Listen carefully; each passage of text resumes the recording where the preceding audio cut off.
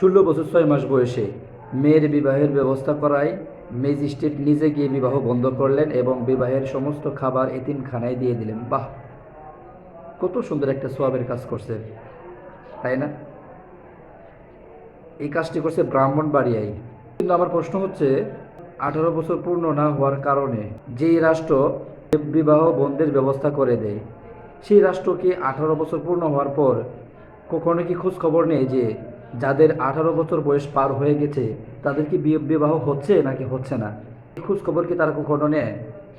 যদি রাষ্ট্র যদি 18 বছর পার হওয়ার পর মেয়েদের বিয়ে হচ্ছে কি হচ্ছে না এই বিষয়ে যদি তাদের খোঁজ খবর নেওয়ার যদি কোনো নীতিমালা না থাকে, আমি মনে করি 18 বছর আগে বিবাহ বন্ধ করার নীতিমালাটা তাদের মধ্যে রাখা কোনো প্রয়োজন নাই। কারণ যার সন্তান তার মাথা ব্যথা। রাষ্ট্র শুধু 18 বছর পূর্ণ হওয়ার আগে যেসব মেয়েদেরকে বিয়ে দিচ্ছে তাদের বিবাহ বন্ধের জন্য উপস্থিত হয়, কিন্তু 18 বছর পার হওয়ার পর মেয়ে বিবাহ দিতে পারে না বাবা মা, এই বিষয়ে রাষ্ট্রের কোনো সিদ্ধান্ত নাই। এটা কি?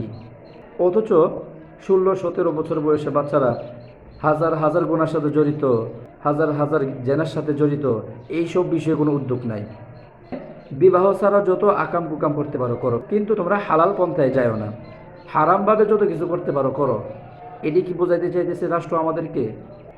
রাষ্ট্রের প্রত্যেকটা আইনকে শ্রদ্ধা করি, এক রুখা আইন আসলে বড় দুঃখজনক।